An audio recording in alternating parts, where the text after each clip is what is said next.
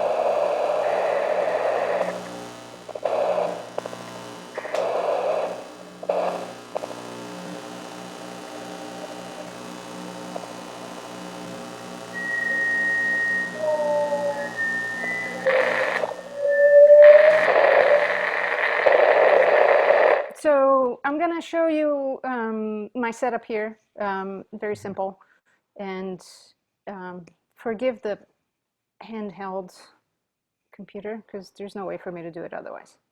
Okay, so it's a very simple setup, and I was caught here in Chicago by the pandemic, so it's not like I have all my gear, but this is the gear that I was fortunate to be quarantined with. So super simple. It's just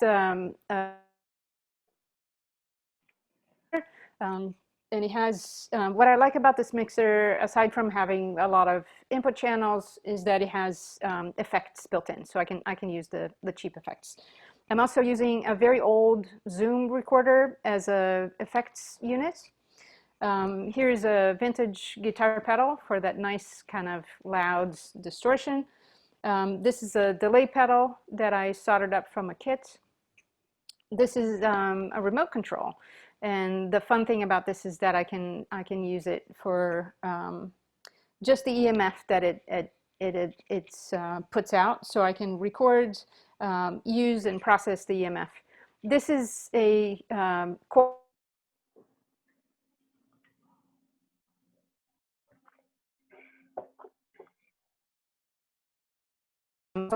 electromagnetic emissions. So this is what I use to pick up the sounds from the remote control. I can also listen in to the Zoom. So any electrical device puts out EMF, and this makes it audible. So I have 3 of these. I have one down here by the power supplies, and this is my homage to Steve Reich pendulum music. And then star of the setup, this little baby monitor, CRT, meaning that it's not a flat screen, it's this one with a big back. And this, I use this as an instrument in a couple of different ways. I have a pickup coil attached to the side here, so I can listen in to that. And it kind of works as a bit of a synthesizer. So my modification of this object was to remove from the back the controls for vertical hold, brightness and contrast, so I can more easily play them in a performance setting. So this is the key.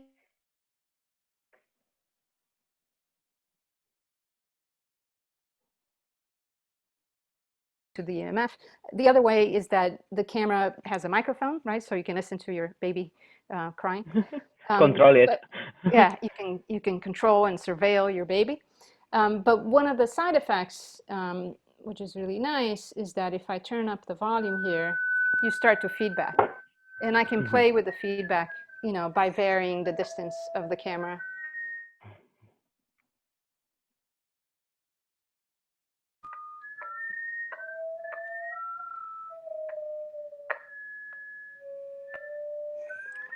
So that's kind of a fun thing. And then I can, you know, process and do all sorts of things to the sound. So that's sort of my, that's sort of my pitched element. It's what I use for creating pitches. And then, yeah, and then it's just processing. And I also do a little bit of tracking on the effects, sort of a no input mixer strategy to kind of keep the electricity within the system of the setup so that I can keep kind of reprocessing it. Does that make sense? Yeah. I mean, it doesn't say that I would not be able to reproduce it or explain it, nor anything like that. So, so I was thinking that there is something definitely queer in the sense of misusing technology in taking this like instrument for the surveillance of children into musical instrument. And also, just like I was wondering, like, so the pendulum, is it picking up any other like electric activity that is in the room too? It depends on how much gain I give it. The way I have it now, it mostly picks up the sounds, the EMF from the power supplies, which are different and interesting. So each device that I have the power supply for makes a different sound. If I crank up the gain on that pickup, I found that in this particular room, I'm on a first floor, and I think under me is sort of a machine room for the building. So there's a lot of noise right under this floor, which is kind of creepy. And you can also listen to the power lines in the apartment. Wi-Fi is a great source of interesting sounds on the EMF spectrum. Telephones too, you know, I do perform with my phone as a source of EMF sounds. So there are all these unheard, you know, these invisible sounds around us all the time. So it's interesting to me to kind of pay attention to that. And play with them, no? It's like, Yeah. it's like not only like you foreground this unheard, I don't know, like energy that is around us, but it's like it's already affecting us, even if we don't hear it.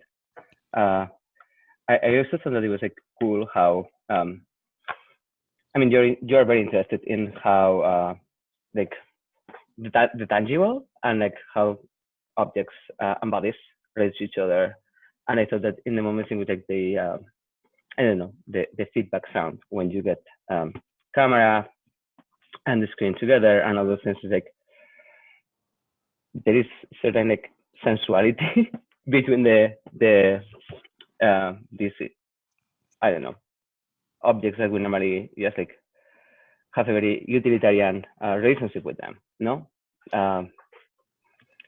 So I tend to think of all my devices as individuals in a way, and they're contributing to the final performance, right?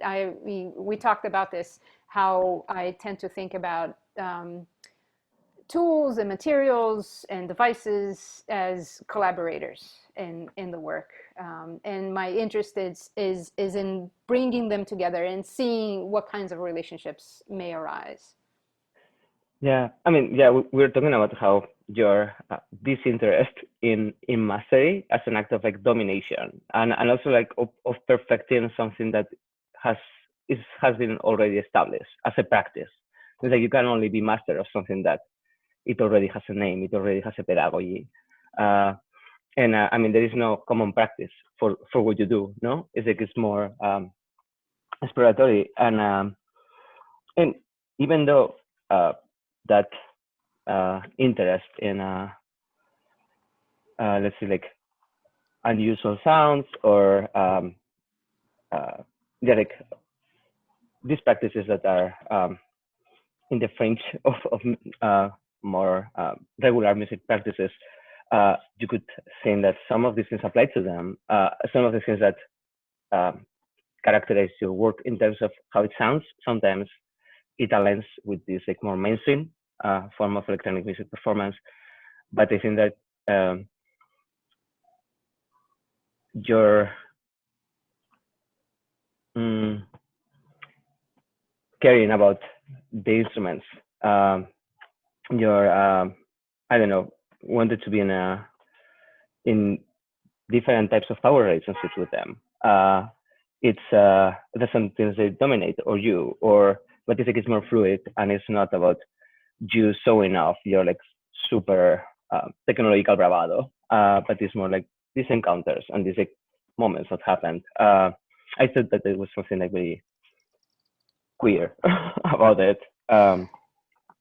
Yeah, I think there are a couple of interesting things on that thread right there. That one thing is timbre, and finding sounds and exalting sounds and playing with sounds that are not necessarily viewed as musical sounds, right? So that's a big part of it for me. It's a form of rebelliousness and sort of queerness, to be making sounds with to be making music or making performances with sounds that a lot of people would consider noise. And where does that fall, right? Yeah. For a long time, somehow I kind of stopped doing that, but I should go back to it. But people would ask me, "So you're a musician?" And I would say, "I'm a noisician." Right? So making this distinction between sounds that are undesirable, even, right? A lot Yeah. of music engineering, audio engineering is about cleaning up the sounds, and Yeah. that's sort of exactly the opposite of what I want to do. So my interest in hardware comes a lot from this idea that I don't want to use software. The stuff is too clean. It's Yeah. too synthetically perfect, and I like the weirdness. I did a performance with a good friend of mine a while ago, a long time ago, and we were in this space that was this beautiful industrial space in New York. And nearby there was a radio tower, and our gear started picking up radio signals.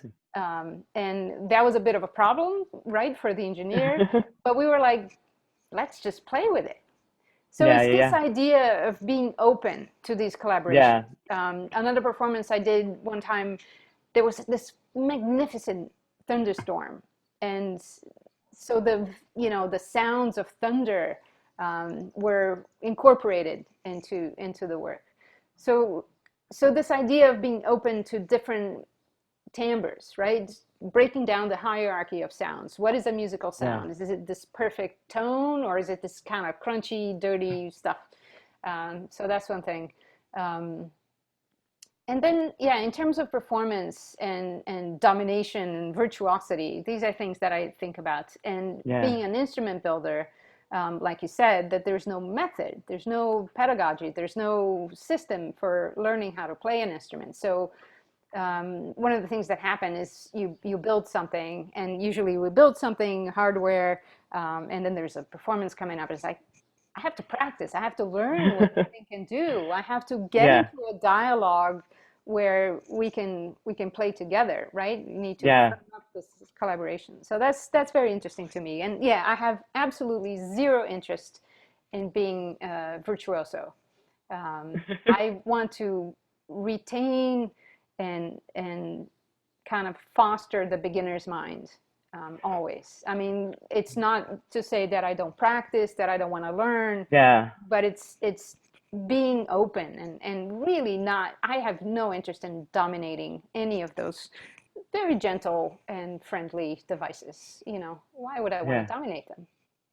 Yeah, it's good. It's like last year for this same festival, ChamberQueer, Emily Wilburn, who is a queer musicologist who also collaborates with ChamberQueer, gave a talk, and she the question was what's queer about chamber music, and she like instead of focusing on the most obvious, like, oh, there is like playing music by queer composers or something, she focused on the love for music, on the love for things, on like forging like all these like structures of love also among people and spaces.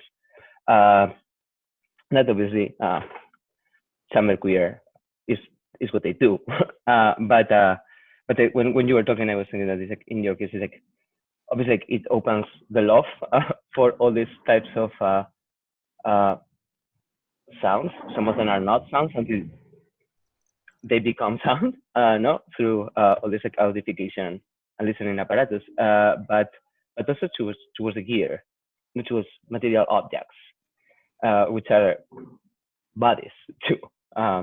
And I was thinking that that's something very beautiful about your work, and also the fact that it's like your this interest in the corporativization of these practices, no? Because in any field that has like a big focus on technologies and novelty, like very expensive software, very expensive tools. These call these brands, and you've taken a pass on all this work. I don't know if you want to talk a little bit about.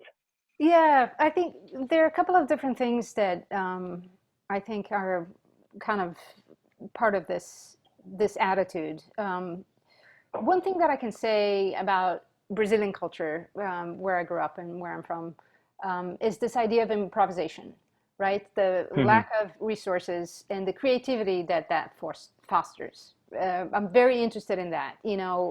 Constraints. I think artists need constraints, right? And now I think even more than ever, because there's so many tools that facilitate any kind of artistic endeavor you might want to pursue.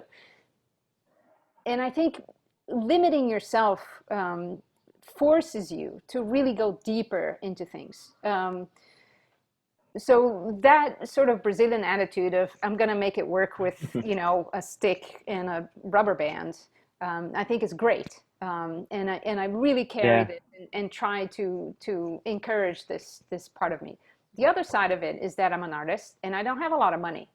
So I can't afford all the fancy tools. And, Yeah. part of me, like you said, rebels against the corporate kind of aspect of sounds like, oh, and I need to have the best tool. It's like, you can still make amazing stuff with cheap things, and it kind of forces the idea to be stronger, right? You can't hide behind technology because I could press a button and make beautiful sounds come out. And it's like, yeah, but is it interesting?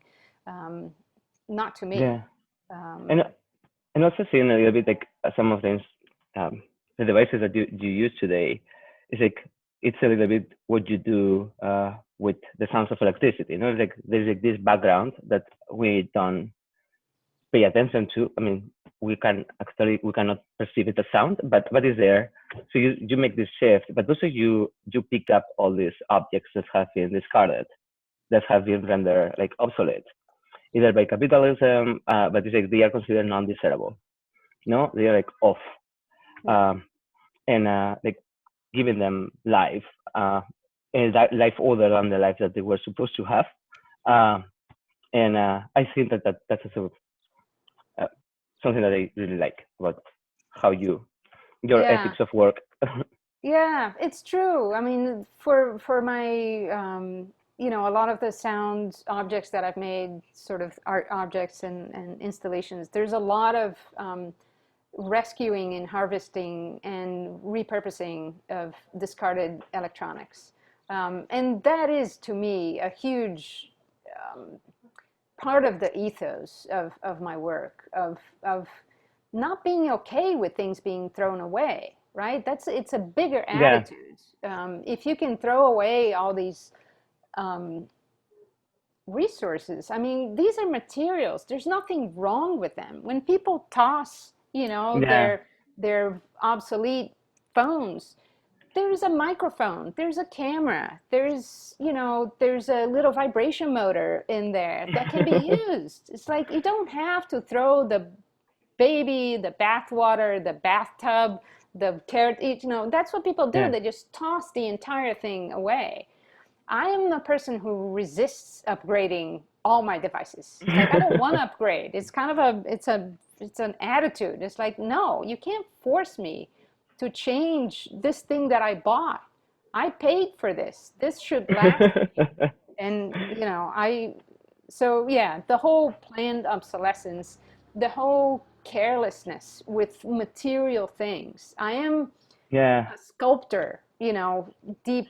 I think my most fundamental sort of core is as a sculptor. So I have tremendous respect for materials, for things, for actual tangible things. And people are just too cavalier about just tossing things, and upgrading. It's like, oh no, it's got more shiny things. So Yeah. Yeah. I mean, I think that what you're saying is like that's a uh, I don't know how to say, but like the easy lead to this perversion of capitalism. No, it's like you're supposed to like there's like life cycle in which like you have to consume things and discard them, discard them, discard them, and when they are when you could use it if you thought otherwise about the materials, no? yeah, But it's like as those things are discarded, it's like it works a little bit like with leaving people behind in capitalism. Like, it's like I think that yeah, how things are treated is like uh, says a lot about how other people that is considered others to this dominant class are treated too. yeah. Um, It's the attitude pervades on all these levels. So yeah, not only will things be considered obsolete, but people also would be undesirable and not shiny or new enough to yeah, be considered valuable. So yeah, there's a definite connection, I think, in that attitude in regards to things and people. They all go together, which is scary. yeah, but again, it can be thought otherwise. No, if it can, there's other ways in which it can be, and I think that it is important that I don't know art and communities try to figure out those ways, even if it's tentative, imperfect, and all this stuff. Um, Yeah, nothing makes me more happy than to take something that was supposed to be discarded and bringing it back to life and getting a whole, like several more years of use. And yeah, part of that I think I learned from my grandmother. She was a repurposer. Nothing ever went to waste. And it's yeah, great because it feels like a you're sticking it to the man when you say, nope, I will not upgrade this. I will keep using this and it's perfectly fine. yeah.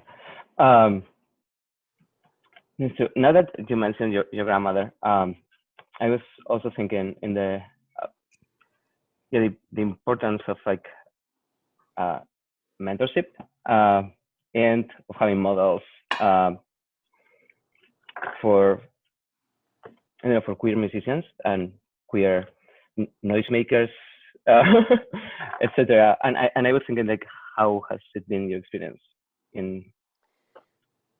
I think it hasn't been, I don't think I have had that many role models.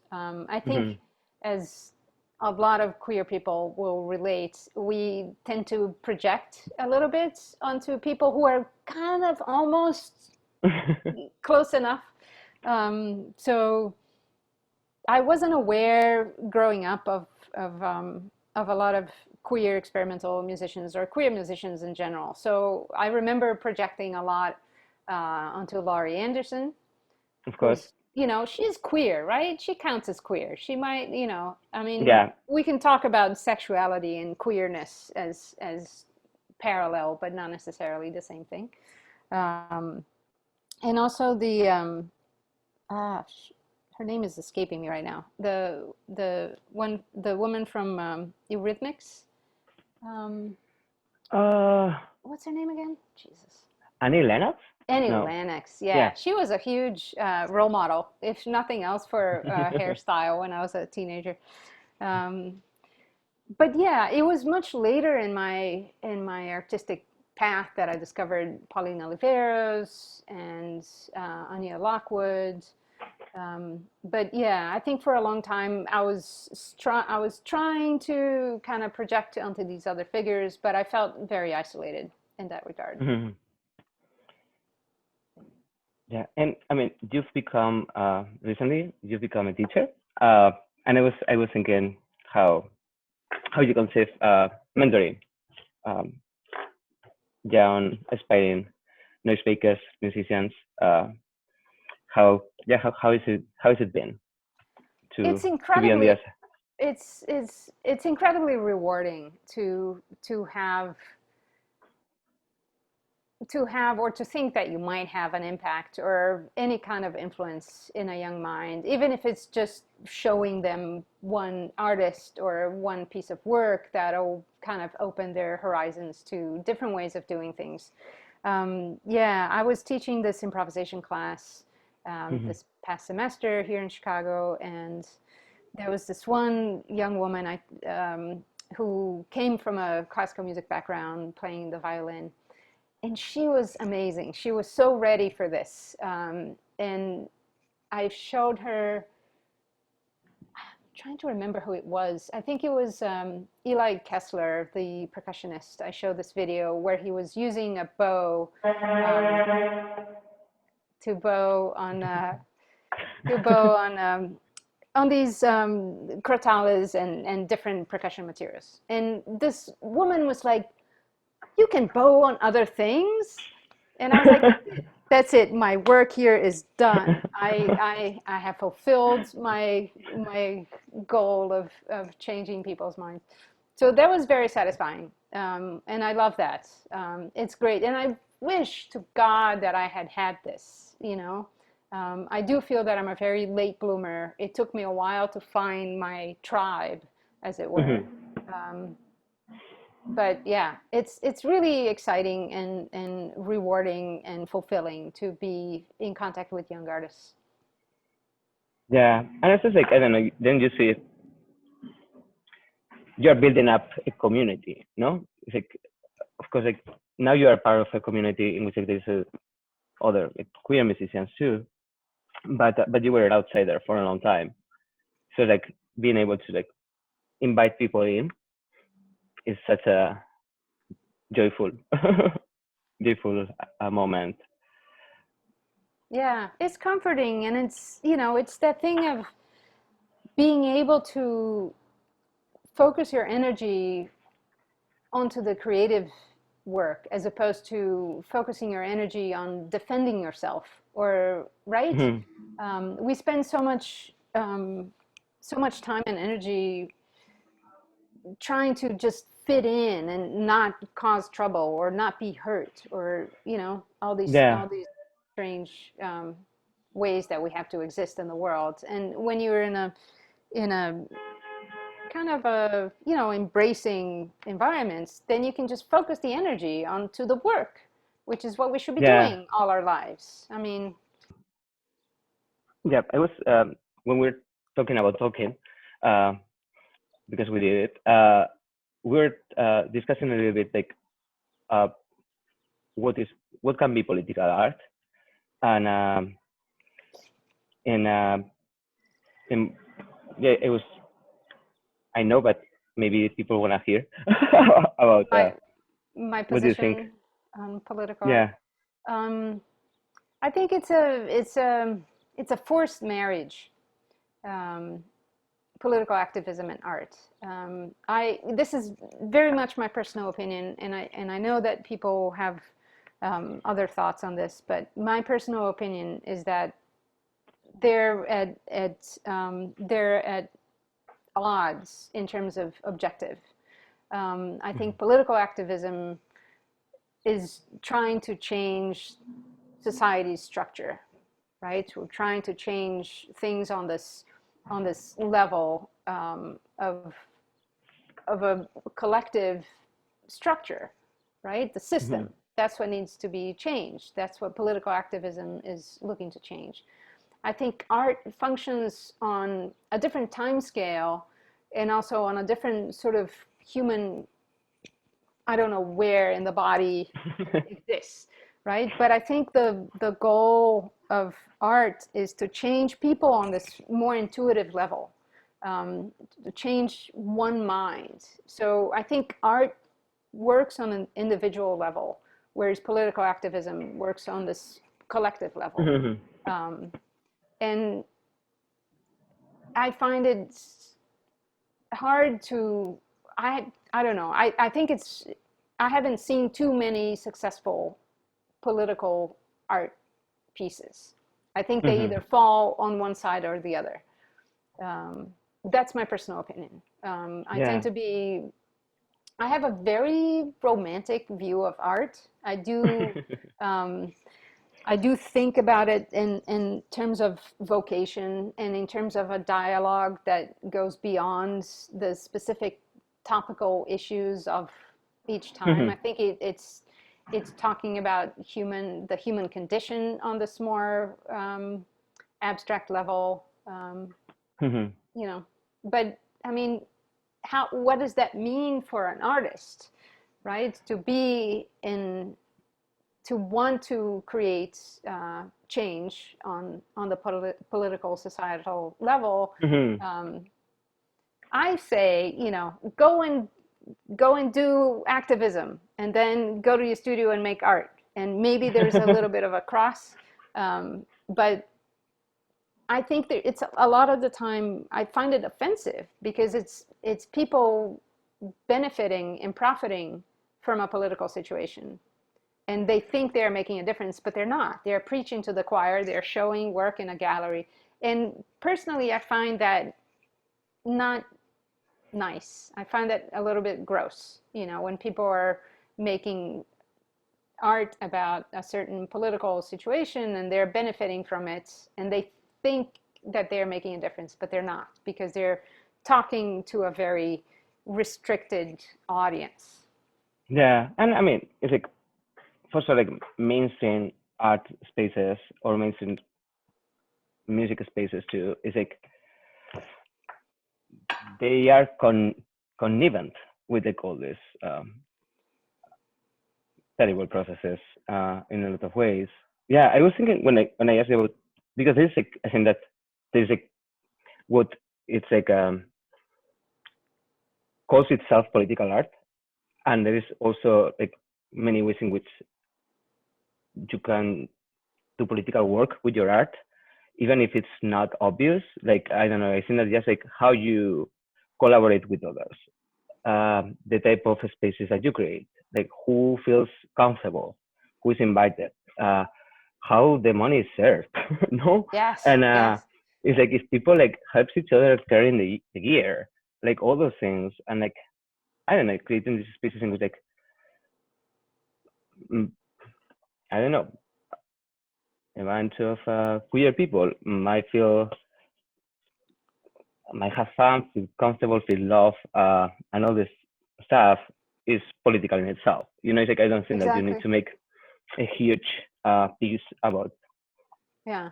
No, I think that's exactly right. I think it's through one's attitudes and personal behavior and you know, the choices that we make, whether we submit to a system or we participate in an event or something that is helping or not helping the cause of artists or people or humans.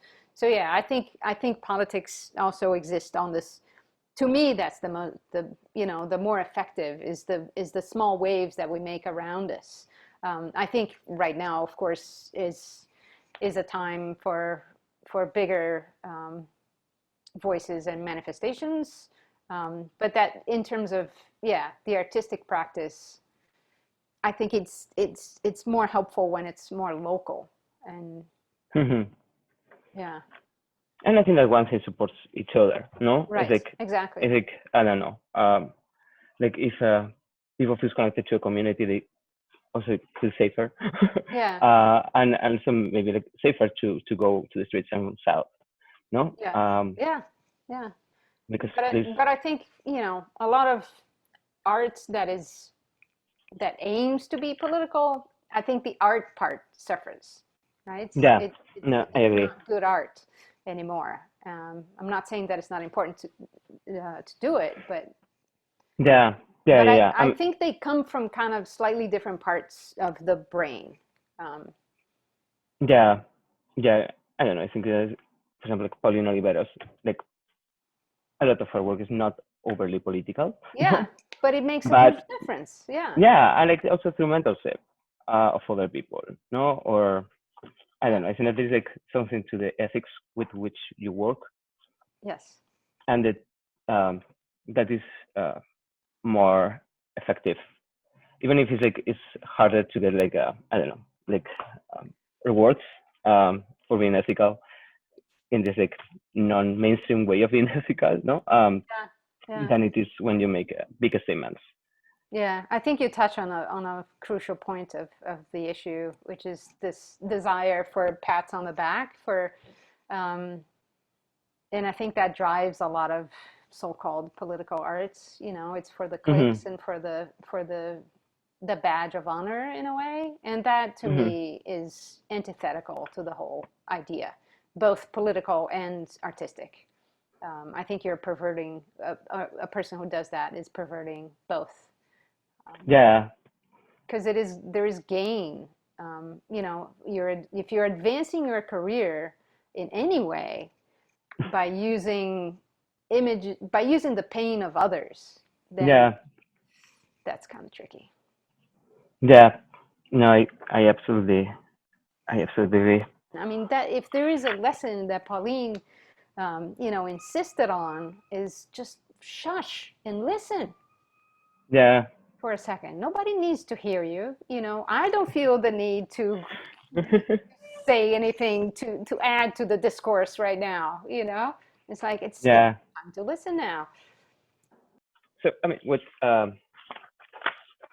the type of music sound practice that you have is like it's a little bit it's not uh, the conventional type of work that tends to be performed in musical spaces. So can you tell us a little bit about the history of this practice? Yeah, I mean, it's interesting that um, you know, because of the fact that I'm self-taught and all the stuff, and we talked a little bit about my feeling like an outsider, and that is definitely the case. But it's not that what I do is completely unique at all. There's a long history of experimental music, so I think there's a required renewed queerness. It's like it's an everyday. It's not that just Yeah. by using discarded electronics that makes it queer, Yeah. necessarily, or it makes it transgressive in any way. An outsider status has to be kept. Yeah. They're tempting forces of absorption that are always happening, and one has to resist if that's not if it doesn't feel right.